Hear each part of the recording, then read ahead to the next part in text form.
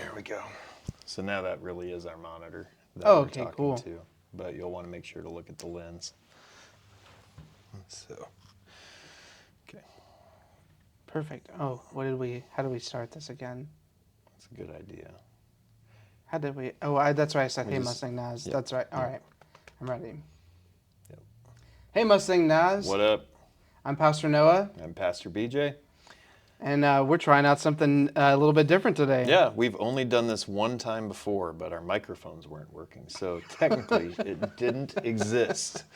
So, it's just kind of the way things go sometimes. You have all of these great ideas and technology does its thing. Oh, So, it's so true. yeah. But anyway, why don't you tell everybody a little bit of what we're trying?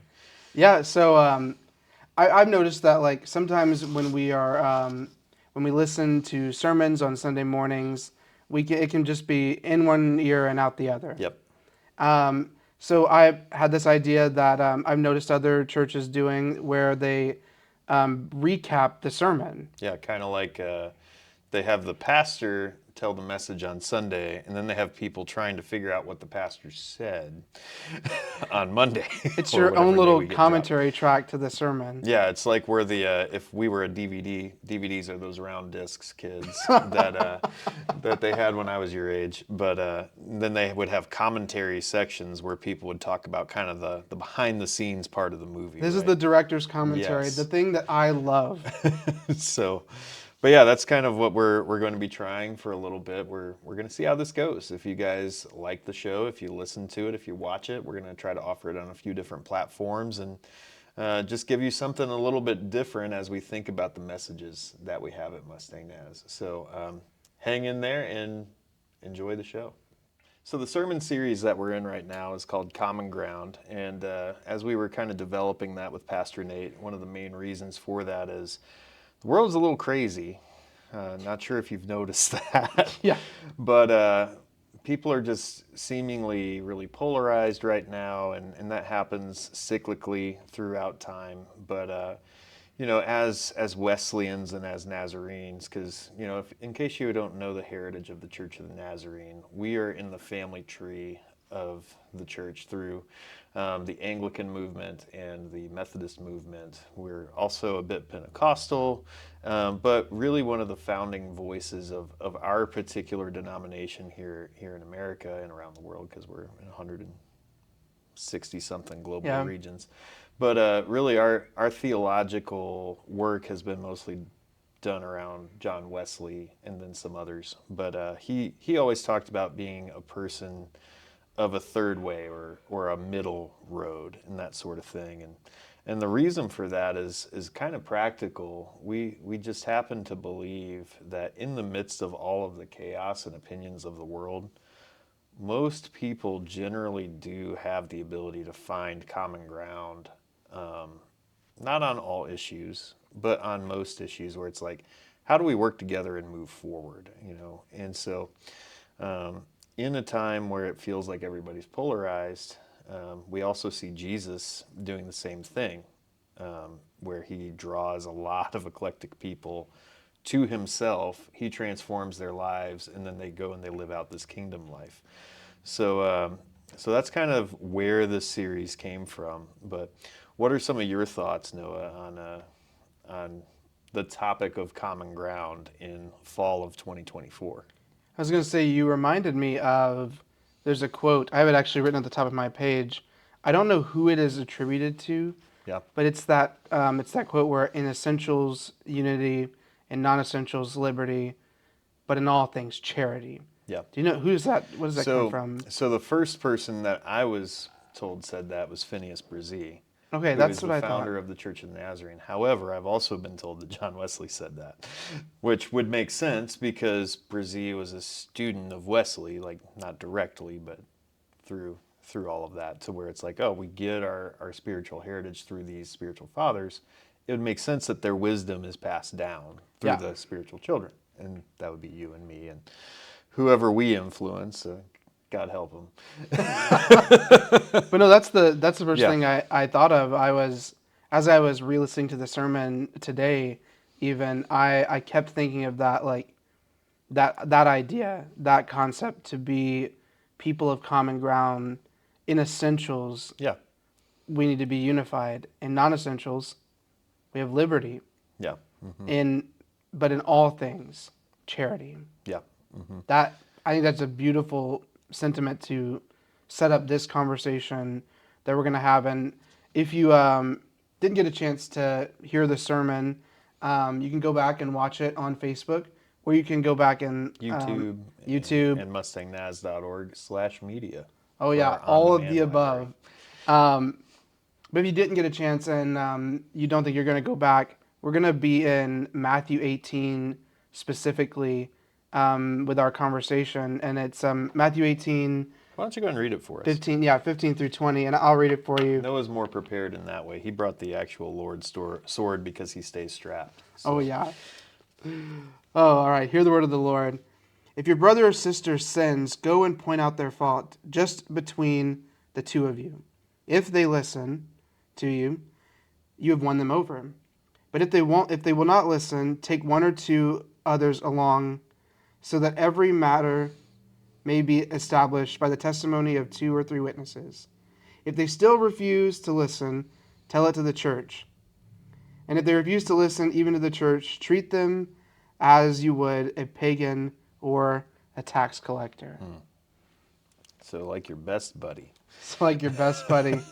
Yeah. So there's a lot to unpack there. I mean, And that's just actually the first 3 verses. That yeah. those like that continues on, but that's the 3 that Nate focused in on. Yeah. Hmm. So what are you hearing there?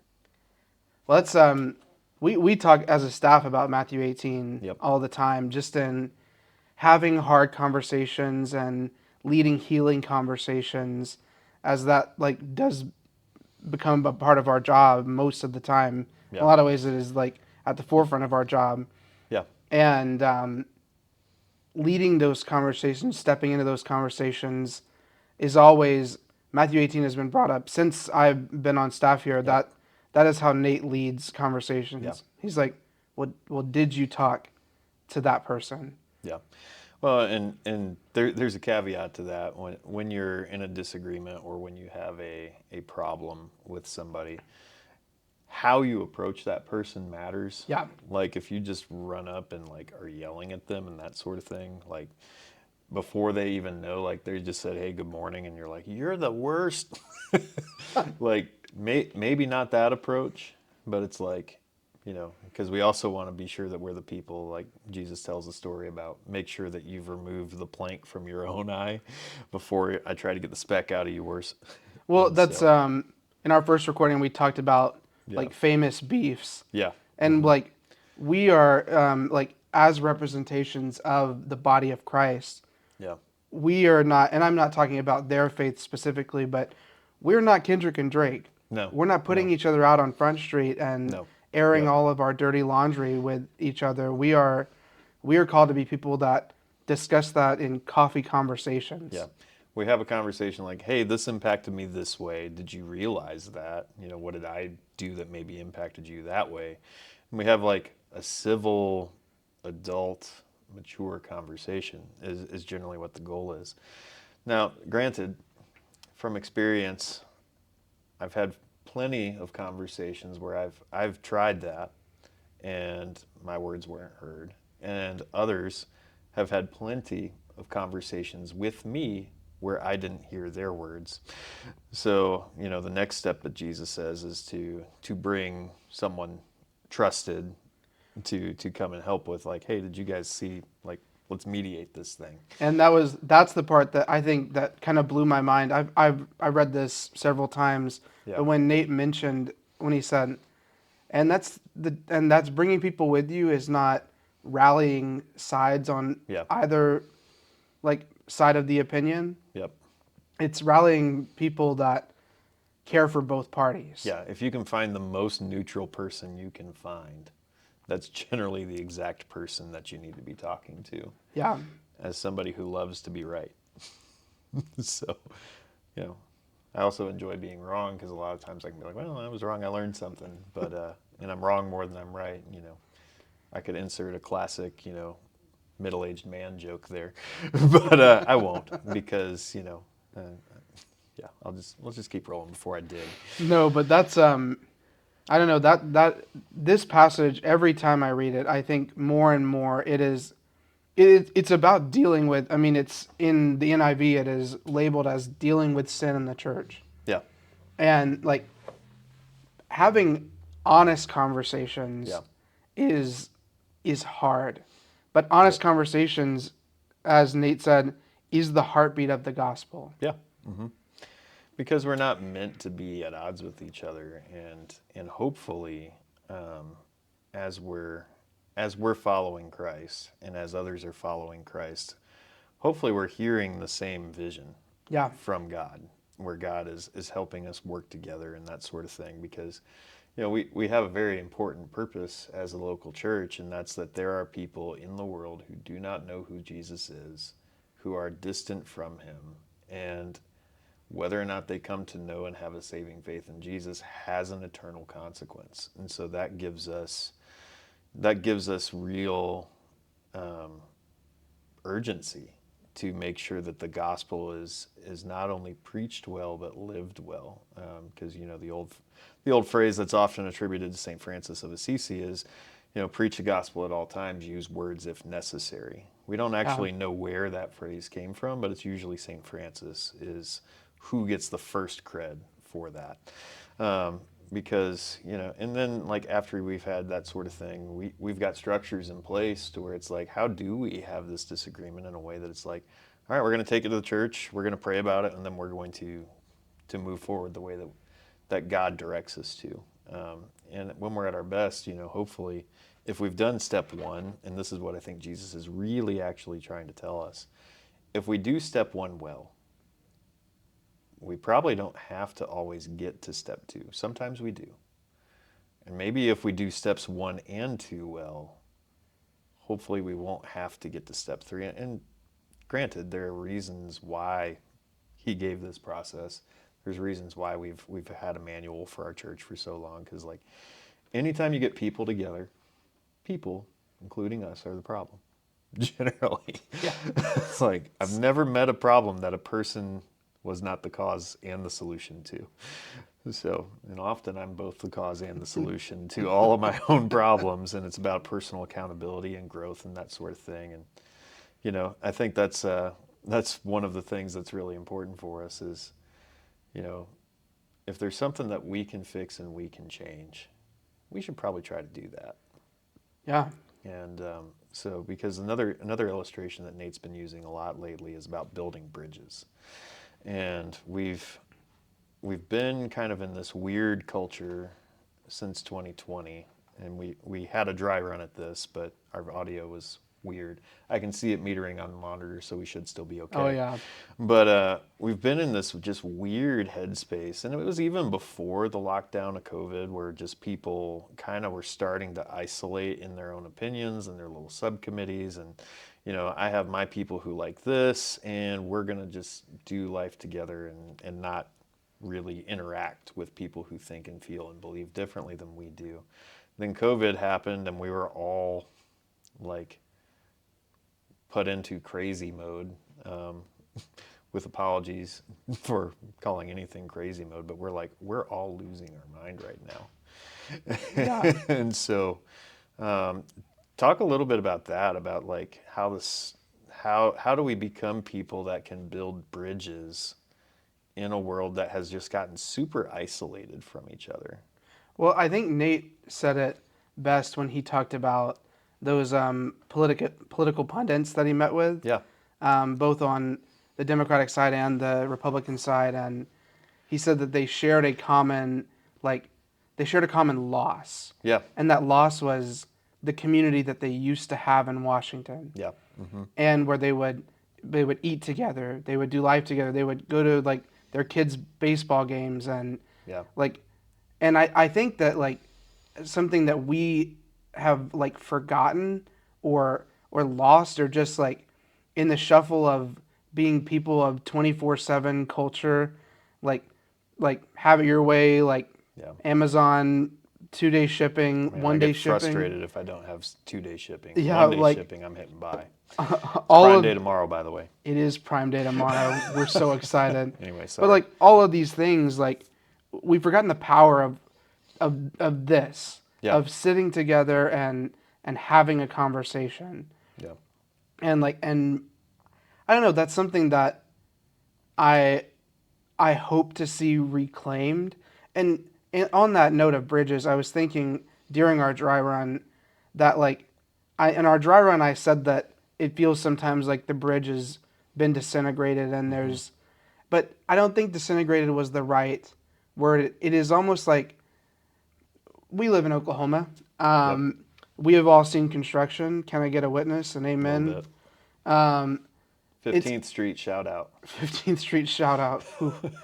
But that we've all seen it, and it's almost like the bridge has been under construction for the last 4 years, Yeah, and we've been trying to find the way around the little path that has been set for us, but we keep hitting roadblocks, and there doesn't seem to be a way that we can sit down and have healing conversations with those on the opposite hmm like sides of the aisle from us. yeah. And so that begs the question, what does that? Well, and I think that one of the quotes from Nate's sermon yesterday really that I found poignant was talking about, as we're building bridges, and he used the imagery of the Golden Gate Bridge that he crossed for the first time as a kid. And he's like, wow, this thing's crazy because it's a suspension bridge. And being a kid from Michigan, my favorite bridge of all time is the Mackinac Bridge, and it's a 5-mile suspension bridge. They look almost identical, only the Mackinac Bridge is like the monster size Golden Gate Bridge. And so I'd walk across that every Labor Day. If you ever need a quick, relatively cheap vacation, you should go check that out. Labor Day weekend and just go walk the Mackinac Bridge. 5 miles over the Straits of Michigan. It's beautiful. They also have world-renowned fudge, if you're into such things. So, I love fudge. so now you know. Now we have common Mackinac ground Island on fudge. Yeah, we're sitting at a table, we're discussing things, and common ground just pops up. But anyway, as we think about the supports to this bridge, our opinions are like bridges too, and our beliefs and that sort of thing, and others are building their bridges out too. If we only support ourselves through our opinion and through our need to be right, the question becomes, are we able to support others who are trying to meet us halfway on the same bridge? Where, we have to be rooted in facts. We have to be rooted in the truth. We have to be rooted in, what God says about things. And, just having the truth doesn't give you the cables to our suspension bridge. The grace is the grace that holds up the truth. To where, like, if you just have this bedrock of truth, where is bedrock? Other than where Fred and Barney live. Bedrock is at the very bottom. Yeah. Like, we don't have access to that. We live above that. And so, we'd have to dig, and sometimes we should. But other times, we have to have something pull the truth up to the reality where we're at so that it can meet us where we are and so that we can build a bridge together to where grace and truth become the bridge where we can meet people halfway, where we do have an opinion that matters about theological things that are right or wrong. We do have pieces of our truth that we really have to speak up about sometimes. But then there are other things in that quote, in the non-essentials, charity.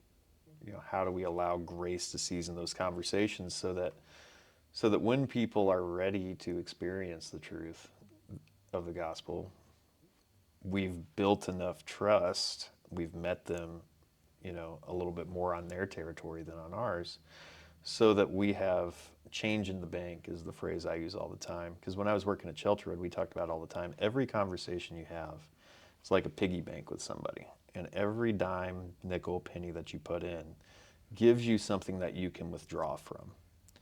If I go straight up to somebody on the corner and I'm like, you're a sinner going to hell, maybe it works because God is that way.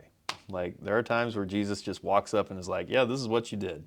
And they're like, oh my gosh, I'm going to change my whole life. The Obi-Wan approach for those of us Star Wars nerds in the Yeah. room. I'm going to go home and I'm going to rethink my choices. Like, sometimes that can work, but more often, people don't care what you know until you know that you're cared for. And they don't really want to hear your opinion until they're like, this person values me as an individual. And why do they value me as an individual? Because they usually feel like they're being tricked, right? Yeah. Like, what does this person want from me? And then when they finally get to the point where they realize they really want nothing from me other than, for me to be well or for me to succeed, then they're going to ask our opinion a little bit more. So I think one of the essential things of this passage is if your brother or sister sins, go and point out their fault. yeah, Notice that brother or sister. right. It's not your 2000th friend on Facebook. Yeah, Like, keyboard warriors. yeah, it is. It's not like it's not those people. It's the No. people you are regularly doing life with, that you have relationship with, that Yep. you have put change in the bank. Like, Yeah. it is that you've made deposits in their life, that you've done constant life with, that you Yep. can really speak into. Yeah. Because from what I have seen, if you try before, you are probably going to fail. The odds are not in your favor. The odds are not in your favor. It works for Jesus. Jesus is Jesus and you are you. Yeah. Praise be to God. Oh, thanks be to God. Man, that's I think one of the something else I was thinking of was, there's a Billy Graham quote Yeah. when he was asked to sit at a table of a sitting president, and there was a big scandal going on at the time, and Billy Graham chose to sit with him. And an interviewer asked, well, why would you sit with this president? And he said, well, I've come to believe in my life that if God is judge, the Holy Spirit, God's role is to judge, the Holy Spirit's role is to convict, and Jesus' job seemed to be to love. Yeah. And I wasn't asked to be God or the Holy Spirit. I was asked to emulate the person of Jesus. Yep. And that kind of floors me in this conversation, where Yeah. I think we want to be the judges and juries of society Yeah. and say that the world is going to hell in a handbasket and say all of these things. But if we don't season these conversations with grace, then the truth will not be heard. Yeah. Well, and who did Jesus have dinner with? With zealots. Tax collectors, sinners, drunkards, all of the people that the religious elite were like, yeah, no, they're not allowed here. And Jesus is like, what up? There at the end of that passage when it says, and if they don't, in the third step of going to the church, like, if they don't pass that, treat them as tax collectors, or what was it, as a pagan or a tax collector? Yeah. And how did Jesus? Nate brought this up, but Yeah. and how did Jesus treat them? Yeah, he went to dinner with them. He told them the truth, He told them the truth, but he made deposits first. but he sat with them. Yep, made deposits. And Yeah. so, we often want to just try to fix problems in our conflicts without these steps.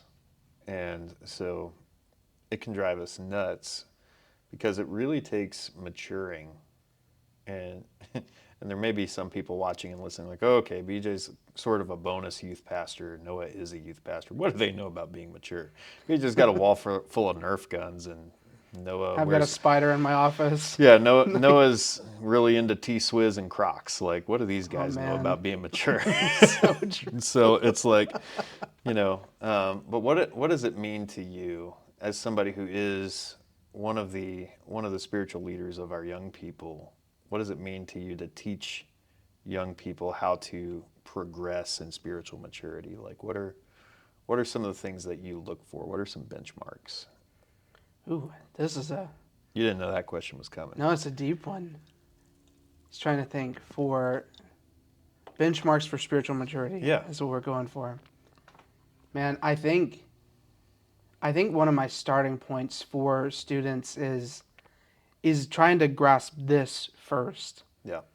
Because I think sometimes in the church we want people to behave Yep. um, before they sometimes feel like they belong. Yeah.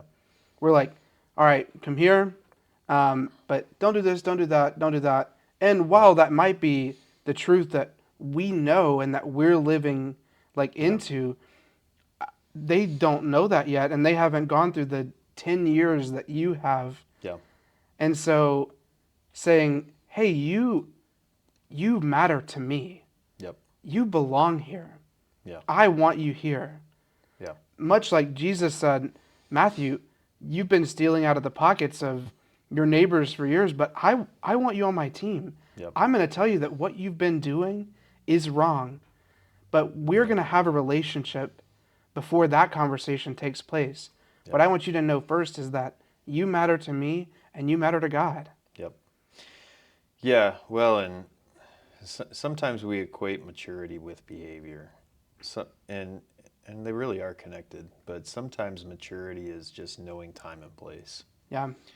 To where it's like, some people have the ability to know something to be true, to sit with it, and then offer that opinion or perspective at the right time to the right person in a way they can receive it. Delivery matters. Other times, maturity is being able to stand up in a situation where things are needing to stop.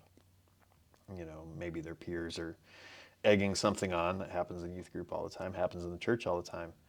How do I stand up and bring calm to the storm when the storm is happening? And so, those are some benchmarks, and those things come through practices.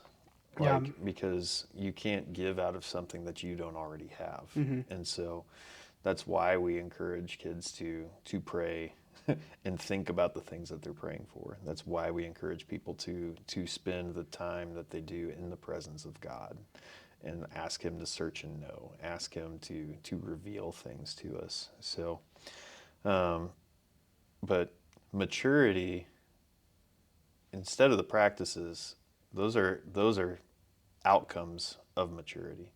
Maturity is knowing you need them. Yeah. Maturity is knowing I don't have it all together, and I'm going to have it more together tomorrow than I do today because I will have spent time in the presence of God. So to me, that's what maturity really is it's not how smart you are, it's not all the information you have. It's literally knowing your space in the world. We just wrapped a series in youth group about wisdom. Yeah. And about the students finding and identifying wise people Right. in their lives. And it was funny that the conversation tended to be like, oh, well, I know this old person in the church, and while there is wisdom, there is wisdom in age. I found it funny that a lot of the, and not even funny, but just really cool that over the weeks they began to realize that wisdom is not just a matter of age, but of the work that you have put in to be a wise person. Yep. And like that is, I don't know, that series was really cool. One of the, I had a quote rattling around in my head of Nate gave us some ways to be like people engaged in difficult conversations and make them healing conversations. Yep. And the last one, not to jump the gun, but to jump the gun a little bit, is be patient. Yep. And when I think about patience, I think about people who are curious and not judgmental. Yeah. Ted Lasso had a thing that he would say to his team, and it was when they were all at each other's throats in the TV show, and they didn't know what to do, and he didn't know how he was going to build bridges with his team, with AFC Richmond, and he said to them, I want you guys to be curious about each other. Ask questions. When Yep. something arises that you don't that you don't understand, that doesn't make sense, and whether for you is somebody's political opinion, somebody's view on this, like any of the things that you could, any elephant in the room that could be here, that Yeah. you could list, all hot button topics. Yeah. Let's listen. Let's listen. Let's be Yeah. curious, not judgmental. And that, I mean, that kind of like, No, it's the second to last point. So let's go down and yeah, let's backwards. go down. So, because listening well, like none of us know anything unless we listen. Yeah. Like, and you can take that down to my son Jack learning how to talk. Like, it's like if he doesn't hear me speaking a certain way at home, he's not going to learn how to use my sort of vocabulary and that sort of thing. So, he's just going to go around making sound. What our role is as parents is to help them go from making sound to making sense. Mm-hmm. And I make that demonstration all the time with guitar too, and with other things. Is it's like our whole goal here is to not squelch people when they're trying to come up with ways to communicate. What we do is we train that later. We just want them to enjoy communicating first. And so if we're always talking over people and we're not listening to them, they won't communicate with us. They're going to write us off. They'll be like, deuces, we're going to go see the next person. So being patient, I would say you have to be patient before you can listen well. Yeah. And so not to critique Nate's order, like I don't think that these are one over the other, but they kind of all go together. And so like, yeah. What's the next one? Prayer, Yeah. right? Prayer was the first one. Prayer was the first one. I But, might I have missed the mean, second one. What was the second one? All right, so we were going in reverse order. We're just going to go back to the top. That's going to be easier. Perfect. So prayer was first. Prayer was and that's first. fair because you should always go to God first. And as Nate said, like, Yeah. starting those difficult conversations, even if it is you sitting at a coffee shop with somebody, Yeah. and you saying, "Hey, if you don't mind, I would like to start this conversation with prayer. Let's pray together." Yeah. Well, I'm going to go even a step backwards from that. If you're going into a difficult conversation with a person and you have not already had a difficult conversation with God, Yeah. then you're not moving in the right order. Like you need to slow your roll and start over and fall on your face and pray. And I've had to do that before, and I will have to do that again. But, we have to be talking with God first. And then we can go talk to people in our next one, which is humility. Because if you're going, like I said earlier, and you're just like, rah, like the spirit of anger is going to prevent you from having a charitable conversation. But a spirit of humility can be received. It doesn't mean it always is, but it can be. And so, any thoughts on humility? No, I think you said that perfectly. Yeah. The next one is clear and compassionate communication. What's that look like? Ooh, that's the. I wrote that down. He said that his friend says that clarity is the best way to be clear and compassionate. To clarify, like, well, and a lot of what we're doing with this, what we hope to do with this show is that Yep. we want to clarify, like, the things that people might be wrestling with, and Yeah. having these, like, an open dialogue about what is going on in the world around us, and speaking the truth into those moments. It does start with clarity. Yeah. Mm-hmm. Yeah. What's the next one? The next one is everyone is facing a battle, so be kind. Yeah. Ooh, Augie from Wonder. Yeah. And that kind of goes back into how we started this going backwards. And I thought, oh, this might be a good idea. And then obviously prayer and conversation with God needed to be first.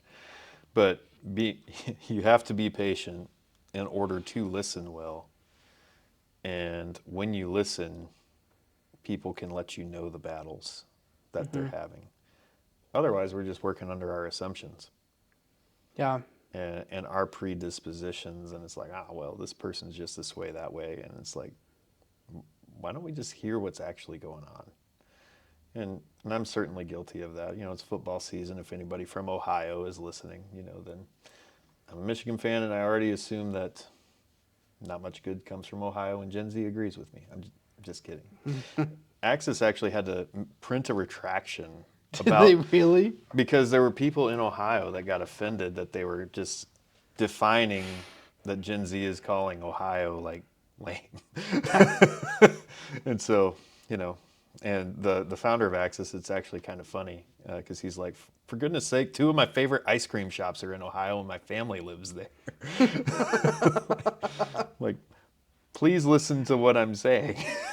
His battle is he's trying to help parents, and this is a shout out to a class we have on Wednesday nights, where we're offering one conversation class where it's a class that's designed to help parents engage difficult culture that our kids are facing. There's even like a culture translator newsletter, that sort of thing that comes out every Friday, and it's a fantastic resource. The regional NYI Council's been using it for Yeah. years, and it's like a quick hit. These are things that your kids might be dealing with today, and these are some ways that you might be able to have an honest conversation about things that they're already struggling with. So anyway, not sure how I ended up on Axis, but definitely check out that class on Yeah, Wednesday nights at and 6:30. definitely if you are not already, Sign. subscribe to the culture Yep, translator. we'll put a link in the description. Yeah. And so, but yeah, everybody's facing a battle. Like, if you have social media, you're probably thinking about like 45 memes right now. Like, there's the one going around right now where the soldier comes home with his arm behind his back, and everybody's like, "Oh, he's got flowers or he's got candy," and it's like, actually, he's just not wanting you to look at him any differently because he's gone through something traumatic and lost his arm. I don't know if you've seen that meme yet, I haven't seen that. but it's like it's a teaching tool where it's like compassion Yeah. is critical because while that's a very graphic depiction of something that somebody's going through, people are going through that. And you think about, how are people on the East Coast of America doing right now? How are people in the Middle East doing right now? How are people in, Eurasia doing right now with all the conflict and stuff in the world? There's a lot of battles going on. And so in the midst of those, no matter what your opinions are on any of those things, how do we just be kind? Yeah. Help with what we can help with and release the things that we can't. So you got any thoughts on what battles When I think look like? just the first thing, and this is my constant battle, is which is seems trivial, but is taming your tongue on social media. Yeah. Is saying, you know, is this going to represent the person of Jesus that I follow? Like, is this going to represent Jesus well? Before you, how did Nate say it with, who's like typewriter and just send it out? How did he say it? Like, Oh, I don't remember exactly how he said it. Nate's truly a wordsmith sometimes. We'll have to timestamp that. I'm not promising to timestamp that though. But no, that's, we've gotten really good at just being like, da-da-da-da, send, Yeah. and then just ready for a fight. Yeah. And I think if we led with kindness, like, again, I want to reiterate, like, the truth is important. Yes. The truth is important, but we're not putting people out on Front Street.